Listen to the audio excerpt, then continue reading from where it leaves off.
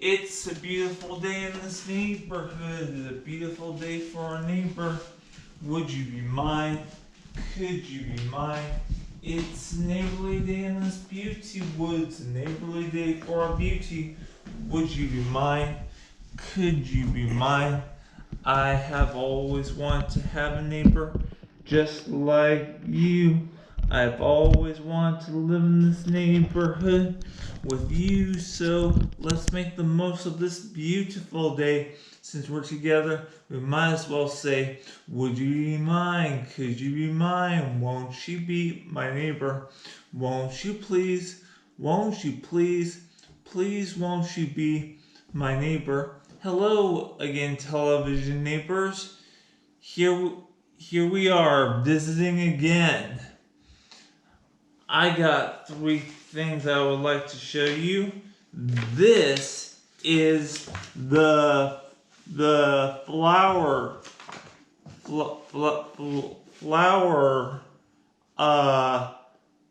painting that I brought for you today. This is the picture of animals and a human. And this is an Easter card. Now, before we go visit Dr. Bernard Robin Tyson, who studies wolves at our neighborhood Wolverine building exhibit center. I've got a song for you. I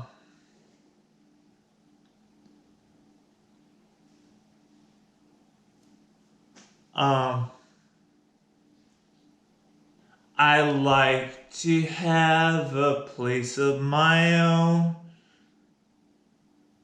I like to have a place of my own. That I can have a place of my own. To have kitchens, have places, so do bathrooms and chairs. Hands and faces, even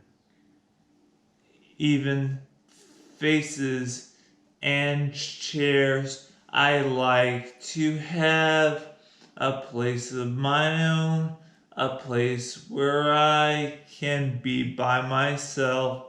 I like to have a place of my own, a place where I can be by myself, a place where I can be by my own, a place where I can be by myself. I like to have a place of my own, a place where I can be by myself. I like to have a place by my own. Alright. Now, before we go visit Bernard Robin Tyson, the doctor who runs the Wolverine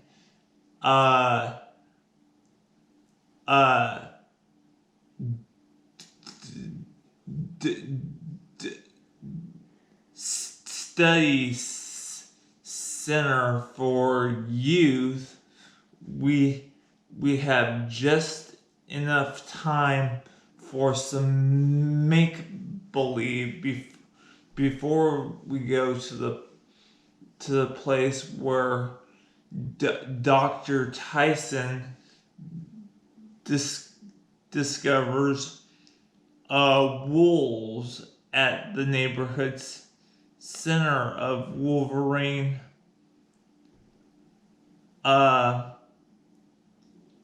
patterns. So, Trolley, hi Trolley. Alright, now we've been pretending that Handyman Joe Negri was still giving the scientific prize to Queen Sarah, XDL, and King Friday for the science spelling quiz game show at the school of someplace else in the neighborhood of make-believe. Well, let's pretend that Handyman Negri hasn't decided on who the winner should be yet, but he knows that there's someone in make-believe who should be the winner first. So let's make believe some more about that now as the trolley goes into the neighborhood of make-believe. Are you ready to go, trolley? Okay.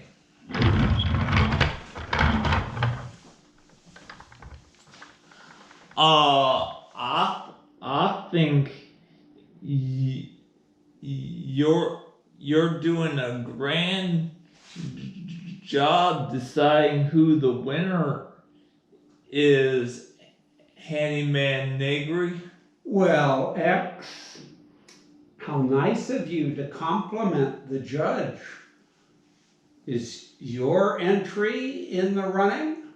Why, yes, it is, Handyman Negri. Okay, I thought so. I haven't made up my mind yet because there are so many really astonishingly good entries. So I'm going to have to think about it a little longer before I make a decision.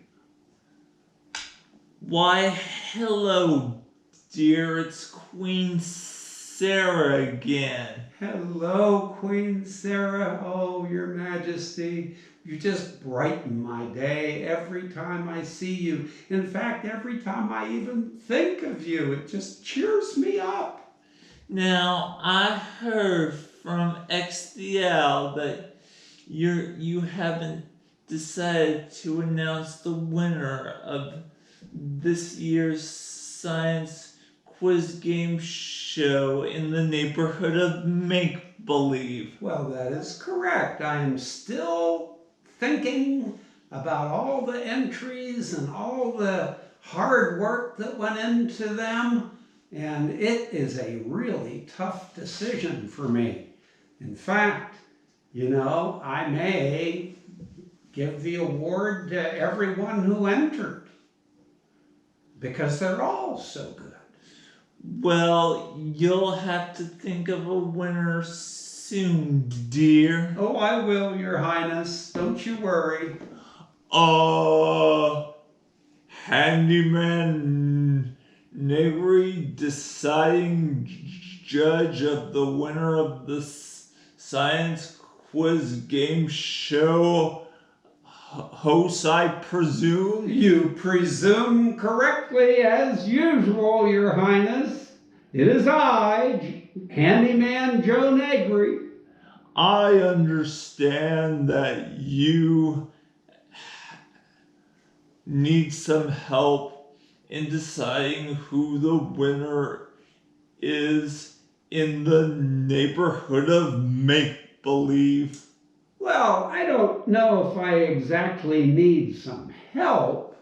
All I need to do is sit back and think about each and every entry and weigh all of the wonderful projects and try to make up my mind as the only judge who I should give first prize to. Well, I'm sure you'll think of something, Oh, I'm sure I Handyman will. Negri. I'm sure I will, Your Highness, and I'll try to do it expeditiously. And we'll see you tomorrow, Trolley. Okay. Goodbye, Trolley. Well, I wonder how that contest will be doing to decide the final 3 judging winners. We'll pretend some more about that make-believe place tomorrow. But right now, I would like for you to meet one of the greatest Wolverine scientists in the world. So let's go to our neighborhood Wolverine Bones for Youth Center Organization Center to meet the wonderful Wolverine scientist, Dr. Bernard Robin Tyson. Come along. Dr. Bernard. Victor! How good to see you, my old friend. How are you? Good. What brings you to the Wolverine Center? Well, I would like to introduce you to my television friend. This is Dr. Bernard Robin Tyson. Well, hello, television friend. Welcome to the Wolverine Center. What you been up to, Victor? Well, I've been teaching my television neighbors the many wonderful things about growing up.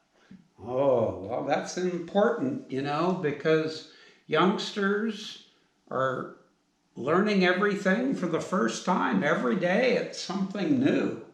And you're helping them learn? Yeah. Way to go. So tell me, Dr. Tyson. Yes, Victor. I hear that you're going to show us pretend Wolverine bones. Well, I can try. You can try. Yeah, let me see if I have one here. Oh, yeah, here. Here's the Wolverine hip bone. Notice how it's kind of rectangular in shape? That's because the Wolverines have very wide hips like that. You know why they have wide hips? Why? So that they can give birth to 7 or 8 Wolverine pups. And they need a wide hip to allow the pups to come out of the mama's belly. How about that? Yeah. Now tell me, Dr. Tyson. Yes, Victor. When did you first got started in becoming a Wolverine expert? when I was 3 years old. 3 years old. We were on a camping trip, and a wolverine stole me out of the tent at night. I was still asleep, and it carried me gently away, and it kept me for 3 nighs. And my poor parents were frantic. They were looking all over. They called the police, and nobody knew where I was. Everybody thought I'd been kidnapped, and it was actually just a wolverine who thought that I could make a good playmate for her 7 pups. And so she took me into her wolverine den in a cave and kept me there for 3 days, fed me very well, and I played with her pups, and we bonded. And when she brought me back to our camp in the middle of the night when everybody was asleep and put me back on my little cot and said goodbye, I said, "I'll see you again, Mama." And that's how it started. 3 years old, I fell in love with wolverines. And you also, and your father was also an expert in doing some scientific research on controlling animal-like behavior in wolves too. Is that right? In wolverines, yes, because I was really just starting to talk at age 3, and my parents were so glad that I was returned safely, but when they listened to my story and I told them that a mama wolverine had come and carried me off to her cave den to play with her pups for 3 days and then brought me back, my dad found that hard to believe. And so he started studying about wolverine behavior, and son of a gun, I was not the first child to have been reportedly kidnapped by a wolverine. There was one other before me. And so this piqued my dad's interests enormously, and he decided to study wolverine behavior and became a leading scientist. Now, I have just one last question before I return back to my television house. Okay? I suppose it's very cautious for a young child to learn about wolverine bones so that they can start liking these types of animals with their own families and having perfect and asking renowned questions to their teachers about the scientific study of these animals. Well, absolutely, because the bones are the skeletons of the wolverines that hold the whole body and allow the wolverine to do all the amazing things the wolverine does. And so studying their bones and having a good understanding of how their bones support that body is very, very important. Yes, good observation, Victor. Well, Dr. Tyson, it was an honor for meeting you and coming and visiting your Wolverine Center laboratory. Well, you come back anytime you'd like. I will. It was my honor to have you as a guest and your television neighbor. And tell your father, Doctor Wilbur Tyson,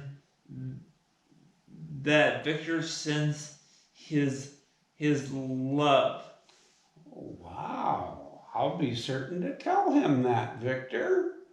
I didn't know you even knew my father. I did. Doctor Wilbur Tyson is a very dear friend of mine. Wow, learn something new every day. Okay, Victor, we'll see you soon. All right. Thank you for coming. All right, let's go back to my place.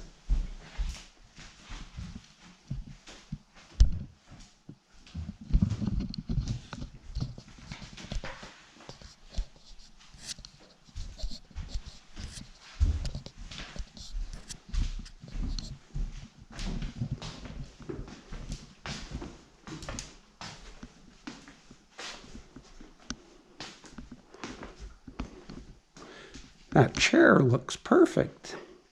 Oh, I was gonna sit right here.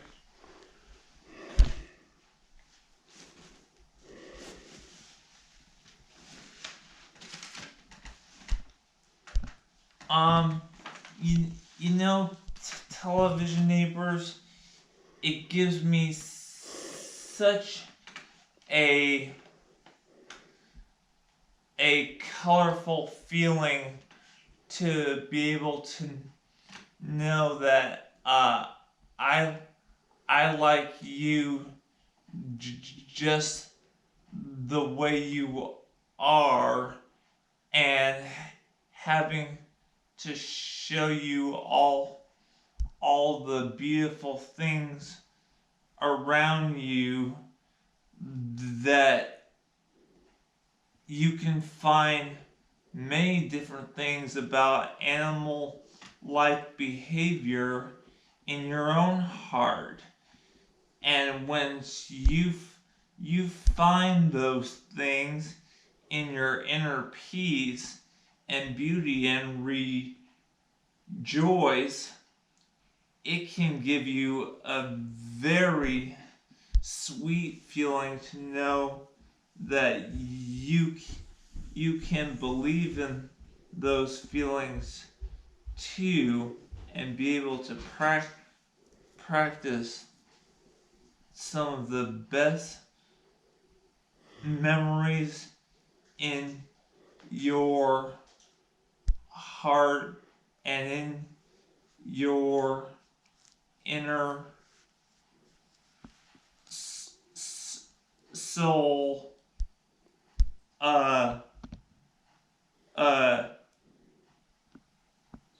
Soul too. It's such a good feeling to know you're alive. It's such a happy feeling. You're growing inside, and when you wake up ready to say, I think I'll make a snappy new day. It's such a good feeling, a very good feeling. The feeling you know that I'll be back when the week is new, and I'll have more ideas for you, and you'll have things you want to talk about. I will too. You always have. you always have each day and each week a special one for me. You know how? By just your being you.